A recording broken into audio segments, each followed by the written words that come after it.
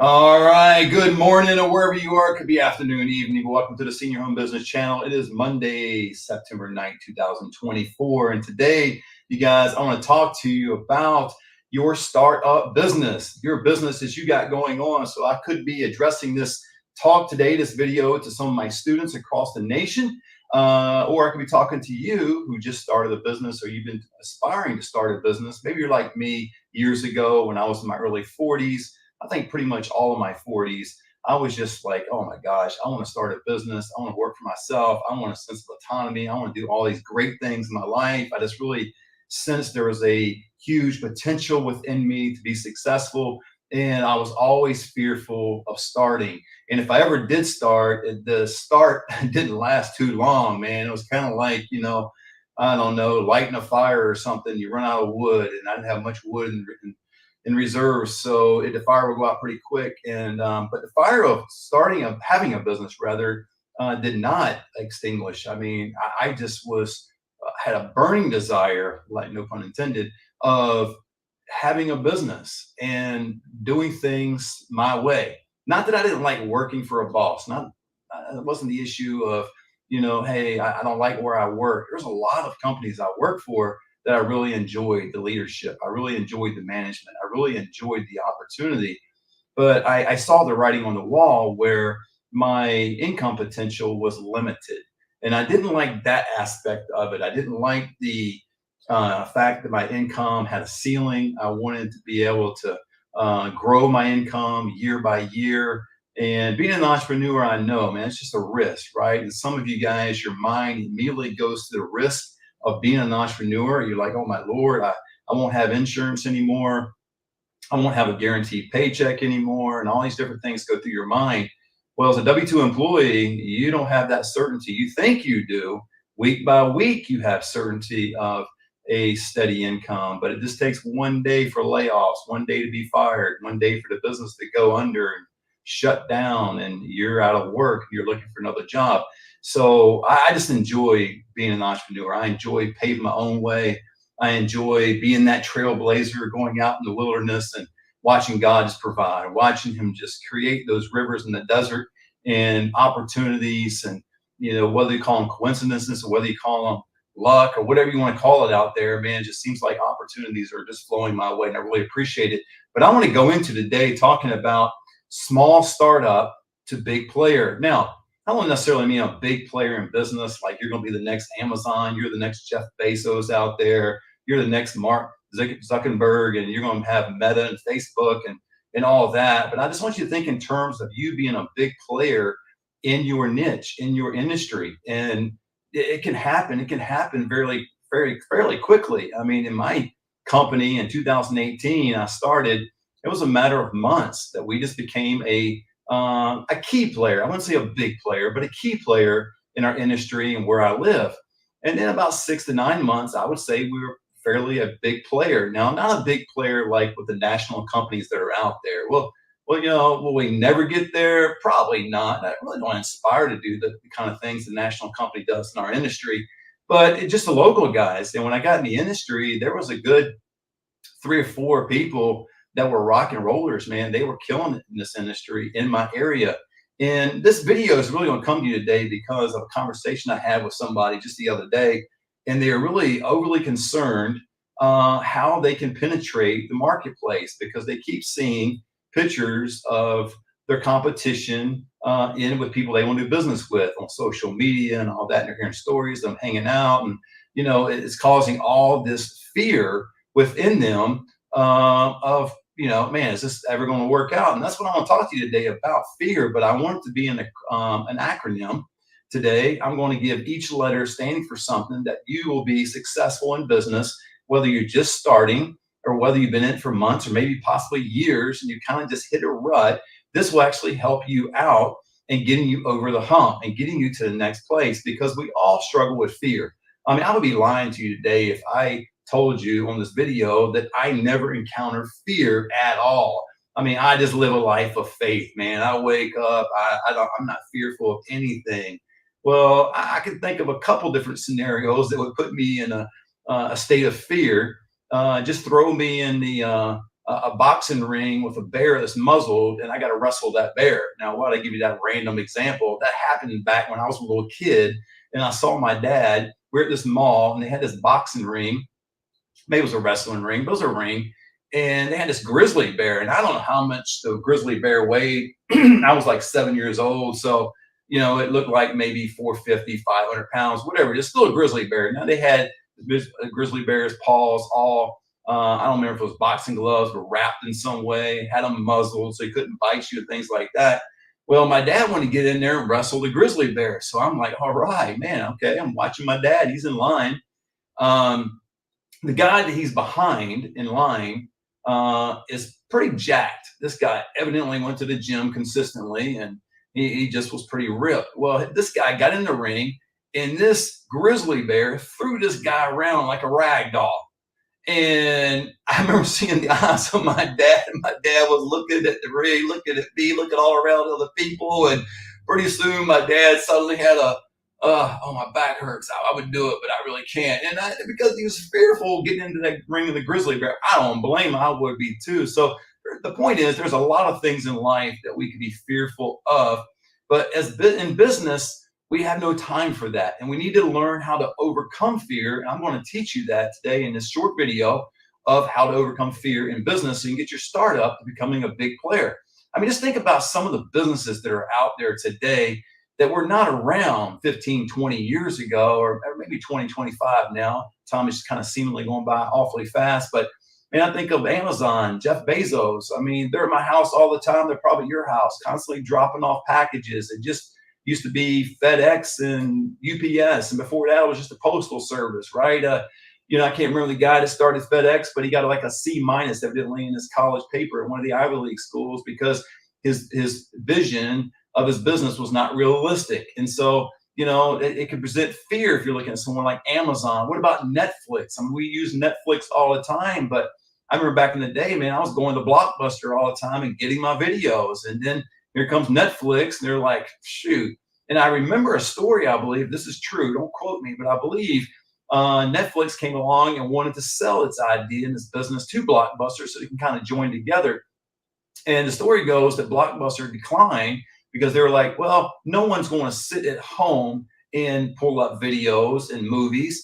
They enjoy the experience of going to a store and buying the popcorn that's there and actually looking for the videos. I mean, your idea is just not realistic. It's not what the marketplace wants. Well, the rest is history. I mean, look what Netflix did. Uber, I believe, was a business that started fairly close to the pandemic, right? Or maybe it was a little bit forward. I don't know. I can't remember the date. But, you think about them and at the time of taxis, and, taxis was like the big thing, man. Anytime I flew to an airport somewhere, it was, you had to get a taxi or get a friend or someone to pick you up. And now it's just Ubering.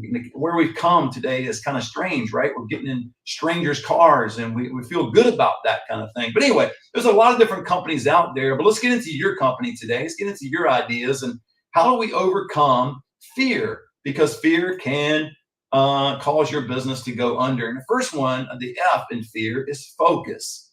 You need to be focused in all that you do in your business. And I believe if you already started your business, like my story was with this individual I had a conversation with about seeing the competition, all these pictures and videos, I believe our focus can be off-centered, right? It's kind of blurry a little bit because we're looking at other people and we're comparing ourselves to them, or we're looking at, in this case, in the story of this competition, like, well, I can never penetrate that marketplace because my competitors are all out there and they're all hanging out with them. They're probably having drinks with them. They're going to family events, maybe not. Your mind just keeps going on about whatever they're doing. And so you cannot have your mind go in that direction. You've got to be focused on what you're doing in your business. Focus on yourself. I tell my students this all the time. Your superpower is yourself. If you focus on you and getting better, that means mentally, spiritually, physically, every aspect of your life, you continue to focus on the things that are important to you, the things that will make you better. It will inevitably spill over into your business and your business will be better, right? But we tend to get out of focus, we get distracted, we start looking at other people, we start in some way becoming envious of what they're doing, what they have and who they're hanging around. And we forget about the person that who we're called to become, right? And if you're not careful, what you'll start to do is you will start to try to become them. And that's one thing I did in my business. I didn't focus too much on the competition. I see the validity of it, knowing who your competitors are and maybe what their strengths are and all that. I just didn't do a whole lot of that early on in my business. I focused on me. I knew who the competition was because I was in the industry a little bit. I worked for a large community and, I kind of knew a couple of them and I got to know more of them as I was, an entrepreneur, starting my business by myself. That is an entrepreneur, right? So anyway, but I started to know more about them, but I didn't focus on them. I just started doing me. Matter of fact, the things that I started to learn about my competition, I didn't copy and rinse and repeat. I just started to do something completely different. Like in my industry, a lot of the local agents were going after big box companies, and so what I started to do was go after care homes. I know care homes are not, in every state, but in my state is prevalent. There's a lot of care homes here. So I started doing that and I started doing a lot of different strategies regarding that. But you need to start focusing on you before actually even your own business, because if you're not right, your business is not going to be right. If you're not top notch to a place where you feel good about yourself, how in the world are you going to feel good about your business? I mean, I think a lot of the same weaknesses that we experience individually spills over into our business, and there are some weaknesses that are there. So now the execution, it would be the E in fear. So you got the focus. Now you're going after what you want. You got your goals, you got your dreams, you got your desires, you got all that, and you're going after this. Now it's your execution. Now, what is your execution? You've got to have your execution as something that works for you. Again, not your competition. I think of in the story in the Bible, I'm being a Christian. I read the Bible. I do that every morning. And, hopefully you do too. But if you don't, let me tell you a quick story real quick about David and Goliath. In the very end of the story, right, where Goliath comes out and David's going to fight him. And Goliath is all in his, garment, man, his war clothes. I mean, everything from head to foot, man. And then so much his spear, the tip of it, the Bible says the tip of his spear was 15 pounds. It's like having a bowling ball on a tip of a spear. And David went out there slingshotting some rocks. But he is able to execute his plan because that's what David was accustomed to, tending sheep was a slingshot and rocks. They wanted to dress him up in all these different, war garment. And David could probably barely walk. How in the world am I going to lift up my foot and move? I mean, these things are so heavy. So he didn't do that. He went out there and executed his plan. I would encourage you in your business to figure out a plan, make a decision, and execute it. Now, we're in need of speed in business. And so your plan may not be the perfect plan. And so this does not mean sit around, wait till you got the perfect plan and then do something. Man, get a plan and act on it. See, when you're focused on your competition, you're reacting. When you're focusing on you and your execution, you're acting on what you know to be true. And if you know it to be true, there's your belief, and your belief system will kick in and you'll be able to execute your plan. That's just a fact. And that's something I've learned, is that if you just execute your plan. Now, not everybody's going to like your plan. Go share, and the proof of this is go share your plan with about 20 people, family, friends, strangers. And you'll get a wide range of ideas of what's wrong with that plan. Some people will just like you and love you. And they're going to say, oh, that's beautiful. That's wonderful. And maybe they didn't even pay attention to you sharing the plan. But most people are going to critique it. And I understand there's wisdom in a multitude of counselors. However, you need to execute your plan and move forward with it. And then as you're executing your plan, pay attention. That's the A in fear. Pay attention to what's working and what's not working. Pay attention to what the marketplace wants. Pay attention to all the metrics that you have developed or looking at, or however you're determining whether you're a success in business.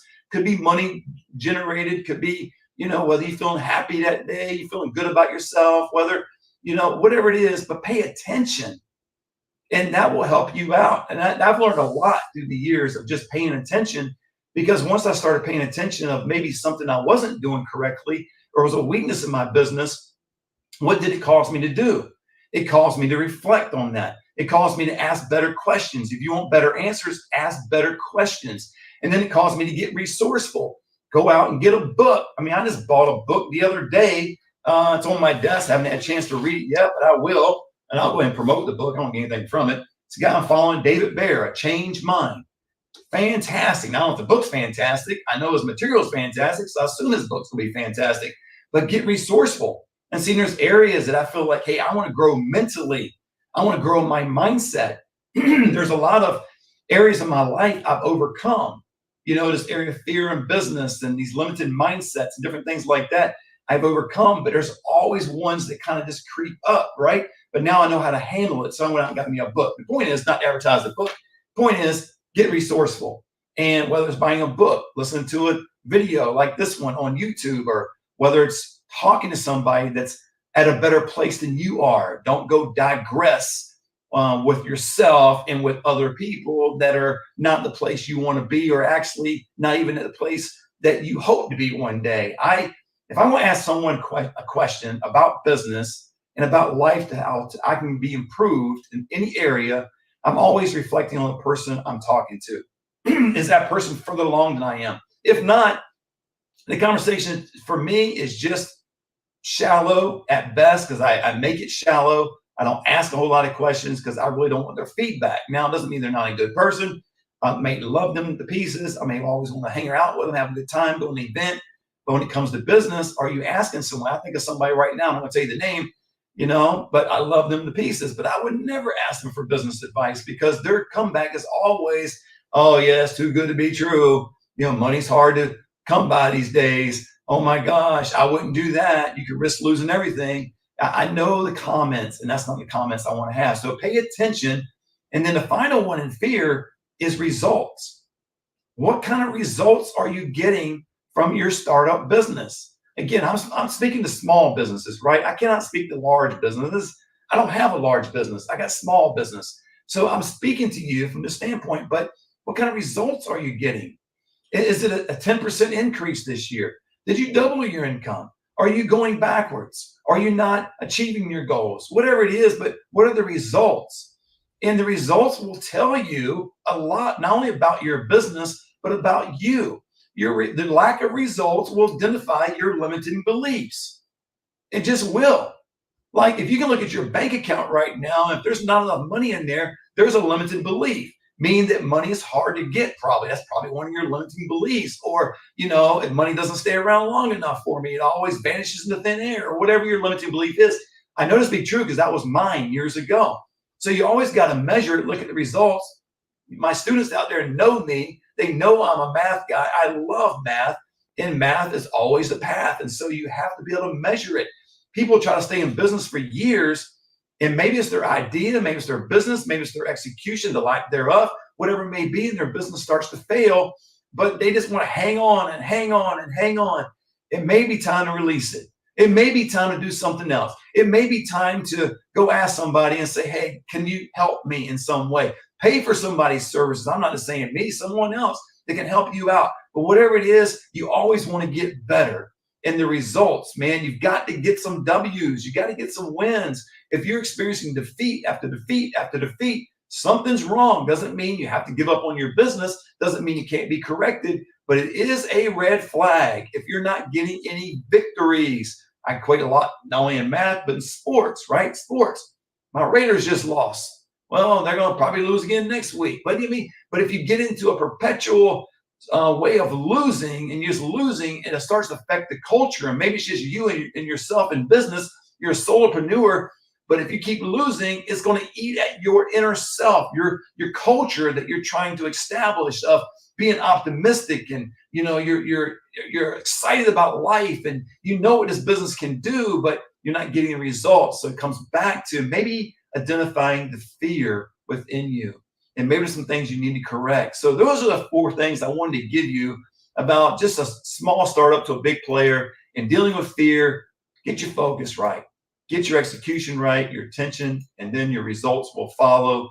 And then as your results are good and you're winning, doesn't mean you quit. You go back to the focus, because each one of these have fear in it, right? If fear is gripping your heart today, you're not going to be able to focus. If it's gripping your heart, you're not going to be able to execute, because you're going to be too afraid to do anything. And if your fear is gripping your heart, you're not going to be paying attention to the things you need to pay attention to. You're going to be paying attention to the fear. And if your fear is gripping your heart, you're not going to be able to produce the results that you need and you hope to get one day for you and your family. So hopefully this was helpful for you.